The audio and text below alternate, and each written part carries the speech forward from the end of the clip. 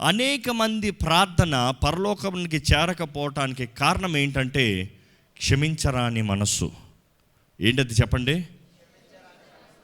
ఈ క్షణమే ఒక్కసారి మీ హృదయాన్ని పరీక్షించుకోండి. ఎవరినన్నా క్షమించని మనస్సు మీకు ఉందా? ఎవరి పేరుని ఎత్తితే కోపం మీకు వస్తుందా? ఎవరి గురించి అన్నా మాట్లాడితే తెలియని ఆయాసం కలుగుతుందా? ఈరోజు చాలామంది ప్రార్థనలో జవాబు రాకపోవటానికి కారణం వారి హృదయంలో ఎవరమో ఏదో తెలియని ద్వేషం, తెలియని కోపం, వారి గురించి ఆయాసం. ఇది మనం పరీక్షించుకోండి. చిన్న విషయం అని మీరు అనుకోవచ్చు, కానీ it is a very dangerous sickness అంటాను. ఒక మనిషికి కలిగే జబ్బు. క్షమించరాని మనస్సు మనలో ఉందనుకో, దేవుడు మన ప్రార్థన వినలేడు. ఆయన వినాలని ఆశపడినా కూడా as for his glory, as for his righteousness, ఆయన నీతిని బట్టి, ఆయన శాసనాన్ని బట్టి ఆయన వినలేడు. నీవు సరి లేకుండా నీ ప్రార్థన నేను ఎలా వింటాను? నీవు సరిలేవంటే నువ్వు ఎంత పాపం చేస్తే నీ పాపపు ప్రార్థన నేను వినలేనో, అంటే పాపం నుండి ఒక పాపి ప్రార్థన దేవుడు వింటాడు. దేంటి? పశ్చాత్తాప ప్రార్థన. అదే సమయంలో ఒక మనిషి పాపంలో జీవిస్తూ దేవా నన్ను ఆశీర్వదించంటే దేవుడు వినడు ఆ ప్రార్థనని. అదే రీతిగా మనం క్షమించరాని మనస్సుతో మనము దేవా నాకు ఇది సహాయం చేయవా, దేవా నాకు అది చేయవా, నాకు ఈ బంధకాన్ని తెంపవా అంటే దేవుడు చేయలేడు. ఈరోజు మీరు కేవలం మీరు సొంత లాభం కొరకు మీరు మాత్రమే బాగుపడాలని, మీరు మాత్రమే స్వతంత్రులుగా, మీరు మాత్రమే ఆశీర్వదించి దేవుడు అంటాడు మీ ప్రార్థనకి జవాబు అవును.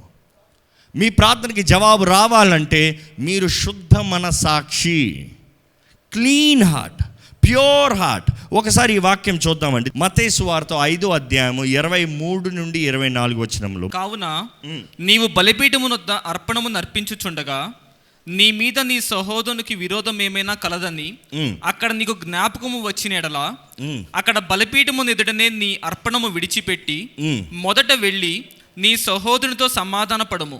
ఈరోజు ఎంతమంది దేవునికి బలి అర్పణ అర్పించేటప్పుడు, ఈరోజు ద సాక్రిఫైస్ ఆఫ్ ప్రైజ్, దేవుని ఆరాధిస్తున్నాం అన్నదప్పుడు, దేవుని మహిమపరుస్తున్నాం అన్నదప్పుడు ఎంతమంది నిజముగా మన హృదయంలో ఏదన్నా ఇతరులకు విరోధంగా ఉంది?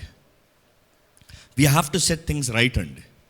ఈ నూతన సంవత్సరంలో మనం వర్ధిల్లంటే we have to set things right. వారు అర్థం చేసుకోకపోతే ఎలాగండి? వారు అర్థం చేసుకున్నా చేసుకోకపోయినా అది మీ పని కాదు, మీ బాధ్యత కాదు. మీ బాధ్యత ఏంటి? You let go, you forgive. అందరిని అర్థం చేయించే పని మనది కాదు. కొంతమందికి ఎంత చెప్పినా అర్థం కాదు, అవునా?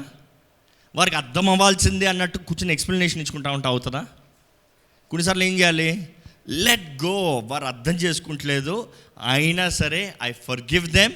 వారు ఏం మాట్లాడినా సరే ఐ ఫర్గివ్ దెమ్. నీకు నా పైన ఏమైనా ఉన్నా నేను క్షమాపణ అడుగుతున్నాను. నన్ను అపార్థం చేసుకున్నట్లుగా నేను మాట్లాడానో, జీవించానో, చేశానో ఏదో ఒకటి, I forgive you. I go my way. నా దారిలో నేను పోతా. ఈరోజు చాలామంది క్షమాపణ కోరమంటే అక్కడే కూర్చుని వారితో వాదించుకుంటా కూర్చుంటారండి. అంటే నేను చేసింది రైట్, నువ్వు చేసింది తప్పు, కాబట్టి నేను అయినా కూడా క్షమిస్తున్నాను అన్నట్టు ఈరోజు పెద్ద చేసినట్టు మాట్లాడతారు. No no no no. It is not to fight, it is not to prove who's right and wrong, but it's to forgive and let go. ఈరోజు మీ జీవితంలో ఎక్కడైనా సరే క్షమించరాని మనసు ఉంటే దేవుని పాదాలు పట్టుకోండి, దేవుని పాదాలు పట్టుకోండి, ఆయన శరణను వేడుకోండి, ఆయన పాదాలు పట్టుకుని దేవా నన్ను క్షమించయ్యా అని అడగండి. And he will listen you. He will listen your prayer and answer your prayers. దేవుని వాక్యంలో చూస్తే ఇంకా మిగతా వచనాలు ఉంటుంది. యాకోబు 4వ అధ్యాయం 3వ వచనం. మీరు అడిగినను మీ భోగముల నిమిత్తము రాంగ్ మోటివ్స్ వినియోగించుటకై దురుద్దేశముతో అడుగుదురు గనుక మీకేమీ దొరకట్లేదు. మీకు ఏమీ దొరకట్లేదు. ఇంకోటి ఏంటంటే, ఒకటి ప్లెజర్స్, ఇంకోటి మోటివ్స్. మీ సొంత ప్లెజర్ కొరకు, మీ సొంత మోటివ్స్ కొరకు, wrong motives. It is not right motives. సొంత మోటివ్స్ అంటే మళ్ళీ ఏది ఉండకూడదని కాదు. Right motives are different, wrong motives are different. దేవా నాకు ఈ ఉద్యోగం ఇవి, వీడికన్నా నాకు ఎక్కువ ఉద్యోగం ఇవి, వాడికన్నా నేను గొప్ప నన్ను చూపించుకోవాలి. సరైన మనసా, తప్పైన మనసా? దేవా నన్ను ఆశీర్వదించయ్యా, నా చేతి పనిని ఆశీర్వదించయ్యా, నా ఉద్యోగాన్ని బర్ధలింపచేయ్యా, నాకు అధికమైన జీతాన్ని దయచేయని అడుగుతున్నా, తప్పలేదు. కానీ ఇంకోటి కన్నా నేను గొప్ప నన్ను చూపించుకోవడానికి నాకు ఇవ్వని అడుగుతున్నారు చూడండి, అది తప్పు. ఇంకోటి కన్నా నేను ఘనంగా ఉండాలని, ఇంకోటిని కించపరచాలని, ఇంకోటిని తగ్గించాలని, ఇంకోటిని అవమానపరచాలని అడుగుతున్నారు చూడండి, అది తప్పు. ఈరోజు మనుషులమైన మనము అందరినీ జడ్జ్ చేసేవారుగా ఉన్నామండి, అందరినీ తీర్పు తీర్చేవారుగా ఉన్నాం. నేను ఎప్పుడు అంటాను, తీర్పు తీరుస్తాం దేవుని పని అని వాక్యం చెప్తుంది. ఈరోజు మానవుడు దేవుని పని చేద్దామని చాలా ముమ్మరంగా ఉన్నాడు. మనుషుడి కంటే మనుషుడు పని చేస్తానికి ఇష్టం లేదంట, మనుషుడికి దేవుని పని చేస్తాం ఆశగా ఉందంట. ఆశ మీకు కలుగుతుందంటే ఈరోజు nothing surprise, no surprise to me. ఎందుకంటే అవ్వ తినవద్దన్న పలానా రోజునే నీవు దేవునిలాగా అవుతావు అన్న వెంటనే oh I will become like god. ఈరోజు మనుషుడు చూడండి, దేవునిలాగా జీవిద్దామని, దేవునిలాగా ఉందామని, దేవుని బిడ్డలుగా ఉందామని కాదు, దేవునిలాగా ఉందామని. There are 2 different motives. జాగ్రత్త. ఒకటి దేవునిలాగా ఉంటాం, ఒకటి దేవుని బిడ్డలుగా ఉంటాం. అపవాది మనసు లూసిఫర్ పడతానికి కారణం ఏంటంటే వాడు దేవునిలాగా ఉండాలనుకున్నాడు. దేవునికి ఎందుకు అంత మహిమ రావాలి, దేవుని మహిమ నాకు రానే, దేవుణ్ణి అందరు ఎందుకు పూజించాలి, దేవుని పూజించేది నాకు రానే, దేవుని పైన సింహాసనాన్ని వేసుకుంటే అవసరమైతే అన్నాడు, పడ్డాడు. ఈరోజు దేవుని బిడ్డలమైతే తండ్రికి కలిగిందంతా బిడ్డలది కాదా? తండ్రి ఆనందంలో బిడ్డలు ఆనందించరా? తండ్రి ఘనత బిడ్డలకి రాదా? దేవుడు అంటాడు, నీవు నా బిడ్డలు అయి ఉండండి, మీరు నా బిడ్డలు. కానీ ఆయన పరిశుద్ధుడు, ఆయన సాటి ఎవరు లేరు. పరిశుద్ధుడు అన్న మాటకి సెట్ అపార్ట్, ప్రత్యేకించబడిన వ్యక్తి. దేవుడు అంటాడు, నేను పరిశుద్ధుని కాబట్టి మీరును పరిశుద్ధులై ఉండుడి. అంటే నేను ప్రత్యేకించబడిన వ్యక్తిని, నాకు సాటి ఎవరు లేరు, నా పోలి వంటి వారు ఎవరు లేరు. మీరు కూడా ఈ లోకంలో ప్రత్యేకించబడి ఉండండి. లోకం వల్లే ఉండకండి, లోకాచారంలో ఉండకండి, లోక ఆచారంలో ఉండకండి, లోకపు మార్గంలో నడవకండి, లోక జీవితాన్ని కలిగి ఉండకండి. Be set apart. ఈరోజు మన జీవితం ప్రత్యేకించబడిన జీవితం ఉందా పరీక్షించుకోవాలండి. If you are looking for wrong motives and just self pleasures, కేవలం నా లాభం కొరకు మాత్రమే, నాకు మాత్రమే. ఈరోజు ఎన్ని కుటుంబాలు విఫలమైపోతానికి కారణం చూడండి. కుటుంబంలో ఎంతమంది ఉన్నా కూడా నేను ఒక్కడే ఉండాలి, నేను ఒక్కడే బాగుపడాలి, నేను ఒక్కడే సుఖించాలి, వాడు బాధపడినా పక్కన ఏమైనా పర్వాలేదు, ఇట్ ఈస్ మీ, నా ఇష్టం, నా కోరిక, నా ఆశ. కానీ ఈరోజు దేవుడు తెలియజేస్తున్నాడండి, మీ ప్రార్థనకి జవాబు రావాలంటే మొదటగా ఏం చేయాలి? క్షమించరాని మనసు మీలో ఉండకూడదు, ఇతరులను క్షమించే మనసు కలిగి ఉండాలి, హృదయాన్ని సరి చేసుకోవాలి.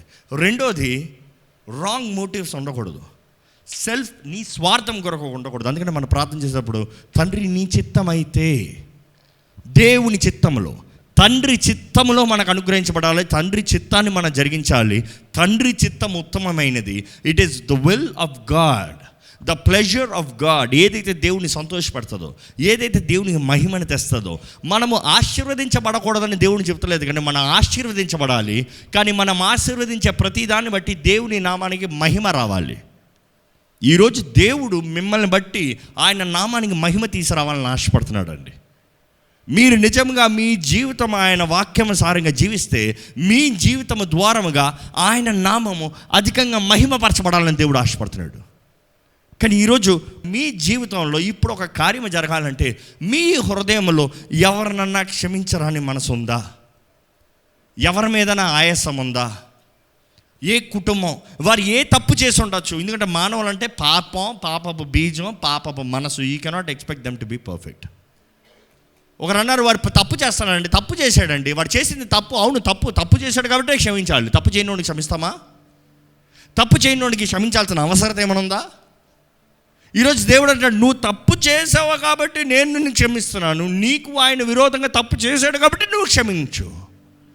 Because I have forgiven, you forgive. ఈరోజు మన జీవితంలో దేవుని పాదాలు పట్టుకుంటూ సమర్పించుకుంటూ ఆయన శరణను వేడుకున్న వారికి అయితే మన హృదయము మనము దేవుని సన్నిధిలో ఎలాగలుగుతున్నామో అలాగ ఉండాలండి. మలాకి 1:7-9 వరకు చదువుదామండి ఒకసారి. నా బలిపీఠము మీద అపవిత్రమైన భోజనమును మీరు అర్పించుచు ఏమి చేసి నిన్ను అపవిత్ర పరిచితమని మీరందరూ. దేవుని బలిపీఠం మీద అపవిత్రమైన భోజనము అంటే దేవునికి సమర్పించే దాంట్లో అపవిత్రత ఉంది అని దేవుడు చెప్తున్నాడు. కానీ వారు తెచ్చిన దాంట్లో వారు మంచిదే తెచ్చినట్టుగా అనుకుంటున్నారు.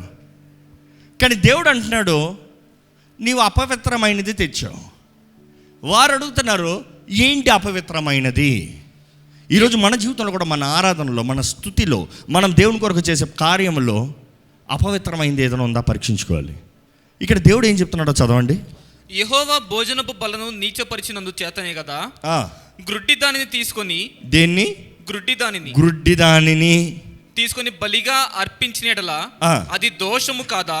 అది దోషము కాదా? కుంటి దానినైనను రోగము గల దానినైనను అర్పించిన యెడల అది దోషము కాదా? అట్టి వాటిని నీ అధికారికి నీవిచ్చిన యెడల అతడు నీకు దయ చూపునా? అతడు నీకు లోకపు అధికారికి ఇస్తే దయ చూపిస్తాడా? ఒప్పుకుంటాడా?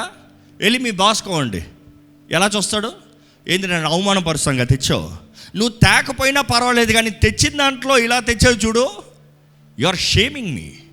ఈరోజు దేవునికి ఇచ్చేది కూడా, మనం చేసేది కూడా, ఏది వేస్టో, ఏది అక్కర్లేదో, ఏది మిగిలిందో, ఏది మనకి ఇంకా నాకు అక్కర నా చాలా దేవుడికి ఇస్తాను, దేవుడికి చేస్తానులే. దేవుడు అంటున్నాడు, no no no no no, I'm not waste overtaker. నీకున్న మిగిలిపోయి అన్నీ, నీ చెత్త అంతా, నీకు అక్కర్లేని అన్నీ మోసుకుని పోయేవాడిని నేను కాదు. దేవుడు అడుగుతున్నాడు, నేను నీకు అలా కనబడుతున్నానా? ఈరోజు మనకు టైం ఉంటే దేవుని ఆలయం, ఓపిక ఉంటే దేవుని పని, మూడు ఉంటే ఆయన సన్నిధి. చాలామంది ప్రార్థన చేయమంటే మూడ్ లేదండి. ఎవరి దగ్గర మూడ్ లేదు? ఏ బాస్ దగ్గరికి వెళ్ళి చెప్పండి, నాకు ఈరోజు మూడ్ లేదు, నేను పని చేయట్లేదని చెప్పండి. ఏమంటారు? ప్యాక్ చేసుకుని బయలుదేరు బాబు, నీ మూడుకే పని చేస్తావు అంటే ప్యాక్ చేసుకుని బయలుదేరు. ఆఫ్టర్ ఆల్ జీతం ఇచ్చే బాస్కే మూడు లేదని చెప్పలేము. జీవితం ఇచ్చి, ఊపిరినిచ్చి, ఆశీర్వాదాలనిచ్చి, పోషిస్తూ, నడిపిస్తూ, దీవిస్తూ, ఆశీర్వదిస్తూ దేవుని దగ్గర ఏమంటున్నావు? దేవా నాకు ఓపి లేదు, నాకు మూడు లేదు, నాకు బాధగా ఉంది, నిన్నట్ట స్తుతిస్తా. వాడు అన్న మాటలకు నాకు నిన్నట్లా ప్రార్థన చేస్తా, మూడు లేదా అనగలమా అండి? దేవుడు అదే అంటున్నాడు. నీకు అన్నీ బాగుంటే చేస్తానంటున్నావు, నీకు అన్నీ కుదిరితే చేస్తానంటున్నావు, నీకు అన్నీ బాగుంటే నేను గుర్తొస్తానంటున్నావు. కానీ దేవుడు అంటున్నాడు, బీ కేర్ఫుల్. ఇంకా చదవండి ఆ మాట. నిన్ను అంగీకరించునా అని సైన్యములకు అధిపతి యెహోవా అడుగుచున్నాడు. దేవుడు మనకు కటాక్షము చూపునట్లు, దేవుడు మనకు కటాక్షము చూపునట్లు ఆయనను శాంతిపరచుడి, ఆయనను శాంతిపరచుడి. దేవుడు మనకు కటాక్షము చూపునట్లు మనము ఆయనను శాంతిపరచుడి. And go on. మీ చేతనే కదా అది జరిగెను, మీ చేతనే కదా అది జరిగెను.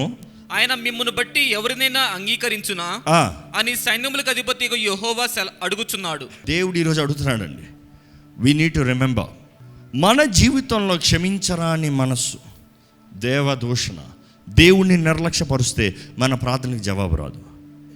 ఈరోజు ఎంతమంది నమ్ముతారంటే నా జీవితంలో సహాయం చేయగలిగింది దేవుడు మాత్రమే? బిగ్గర హల్లెలూయా చెప్తారా? మనమందరం చెప్తున్నాం, దేవుడు ఒక్కడే, ఏ మనుషుడు చేయలేడు. అది మీరు నమ్మకపోతే రుచి చూసే తెలుసుకోవాలి. వాళ్ళని పట్టుకోవాలి, వీళ్ళు పట్టుకోవాలి, వాళ్ళని అడగాలి, వీళ్ళని అడగాలి, వాళ్ళని బతున్నాడు, వీళ్ళని బతున్నాడు. వారు చేస్తారండి, ఇందుకు ఎప్పుడో ఏదో చేశారేమో. మరలా అడగండి, మరలా అడగండి, మరలా అడగండి, మరలా అడగండి. చేస్తారా? ఈరోజు మనం జ్ఞాపకం చేసుకోవాలండి, ఈ లోకంలో చాలామంది మనసు ఏంటంటే, ఈరోజు మీకు కూడా ఆ మనసు ఉండొచ్చు, ఏదైనా ఓరకే వస్తుందా, ఏదైనా ఓరకే వస్తుందా, will you get anything free? ఈ లోకంలో ఏది ఫ్రీ పెట్టినా కండిషన్స్ అప్లైడ్ అంటాడు, అవునా? ఇంతకు కొను, ఇంతకు ఇస్తా, దాంట్లోనే బ్రాకెట్ ఉంటుంది. అంత కొనేటప్పటికి వాడికి అది లెక్కే కాదు, దాని మన బిల్లు కూడా దాంట్లోనే కల్పిస్తాడు ఇప్పుడు. But we expect free.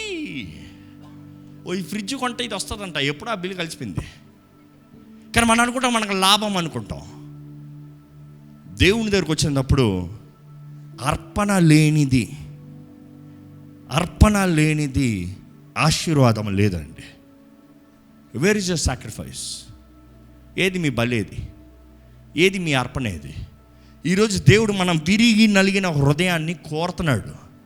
విరిగి నలిగిన హృదయాన్ని, దీన మనస్సాక్షిని, దీన మనస్సుని, తగ్గింపు జీవితాన్ని దేవుడు కోరుతున్నాడు. ఈరోజు ఇది చాలామందికి అర్థం కావట్లేదు. తగ్గింపు జీవితం డజంట్ మీన్ వేస్ట్ లైఫ్. అంటే నేను ఇంతే జీవిస్తే, నేను ఇందుకు పనికిరాని వానిగా జీవిస్తే, దెబ్బ పైన దెబ్బతో జీవిస్తేనే దేవుడు నన్ను అంగీకరిస్తాడు. అవునా? విరిగి నలిగిన హృదయానికి దేవుడు దగ్గరగా ఉంటాడంట. అంటే జీవితంలో కోల్పోయిన వారి దగ్గర మాత్రమే దేవుడు ఉంటాడు. అందుకని ఎప్పుడు కోల్పోయిన జీవితాన్ని జీవించాలి. అవునా? తగ్గింపు మనసాక్షి, హంబుల్ లైఫ్, హంబుల్ హార్ట్. తగ్గించుకున్న వారిని దేవుడు హెచ్చిస్తానంటున్నాడు, కానీ హెచ్చించుకున్న వారిని దేవుడు తగ్గిస్తానంటున్నాడు. గర్విష్ఠుల దేవుడు ఏం చేస్తాడంట? నేను ఎప్పుడు ఇలిస్ట్రేషన్ చెప్తాను. అణచి ఒక్క తొక్కుతాడంట. అంటే దేవుడు తొక్కాడంక లేచేవాడు ఎవడన్నా ఉన్నాడా? ఈరోజు మనము దేవుని ముందు తగ్గించుకుంటే మనుషుల ముందు ఆటోమేటిక్గా తగ్గించుకుంటామండి. ఎందుకని చెప్పండి? ఈరోజు చాలామంది వారి దగ్గర ఏమి కలదో చూపించుకుంటారు, వారు ఏమి చేయగలరో మాట్లాడతారు, వారు కలిగిన దాని గురించే చెప్పుకుంటారు, కానీ వారికి కృపను అనుగ్రహించిన దేవుణ్ణి ఎక్కడా మెన్షన్ చేయరు.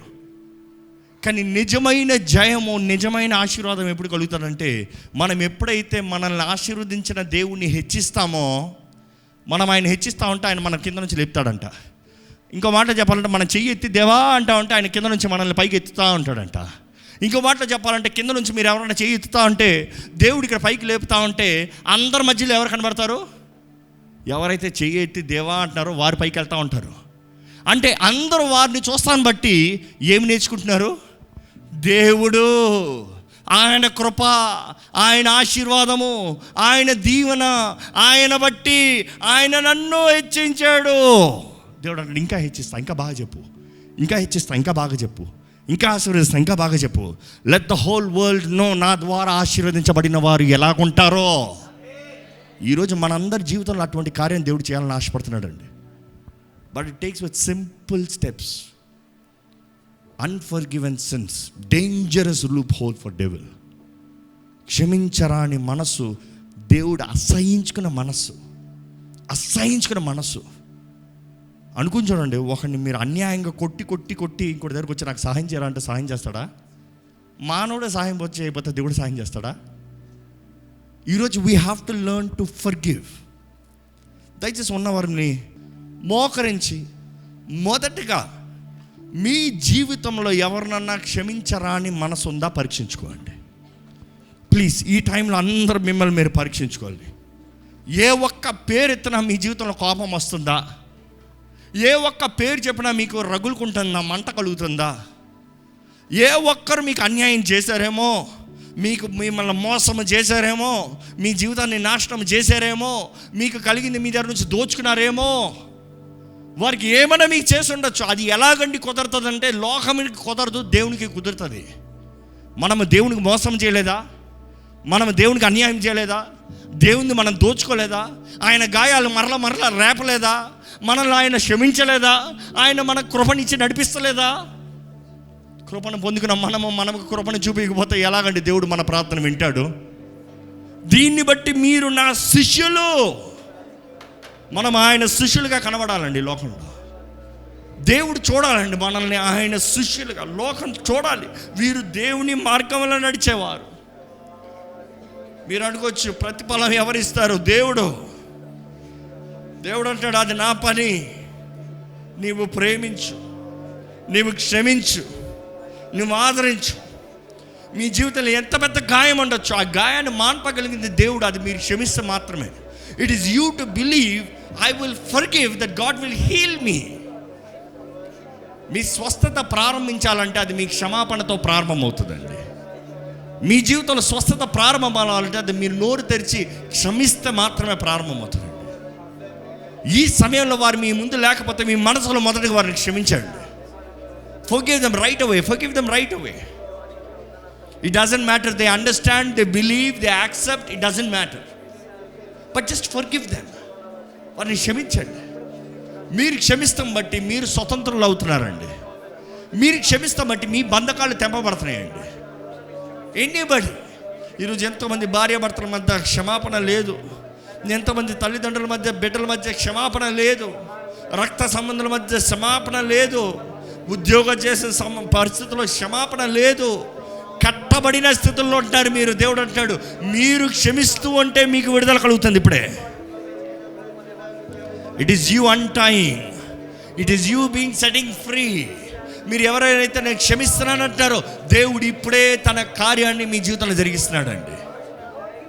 One small prayer is enough, god will answer you.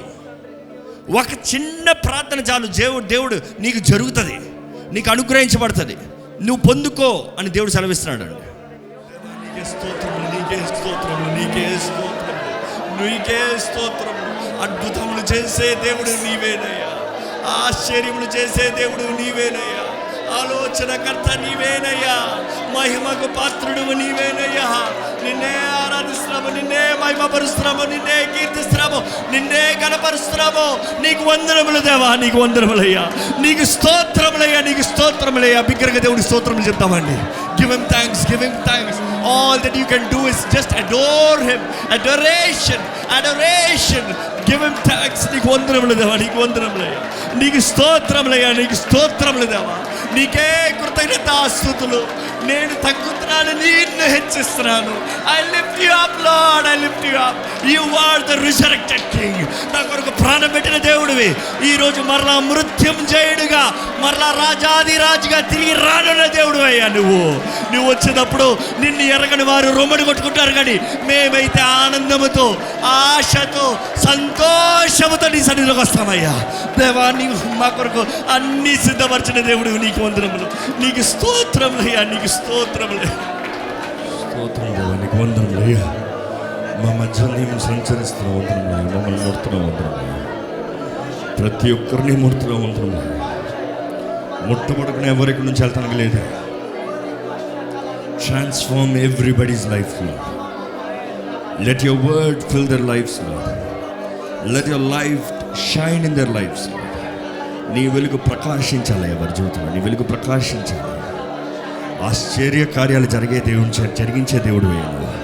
వారి జీవితంలో ఆశ్చర్య కార్యాలు జరగాలయ్యా, అద్భుతాలు జరగాలయ్యా, నిన్ను కలిగిన వారి జీవితంలో జరగాలయ్యా, స్వస్థత జరగాలయ్యా, విడుదల కలగాలయ్యా. దేవా, అన్ని విషయంలో హెచ్చించబడాలి దేవా, అన్ని విషయంలో ఫలించాలి దేవా.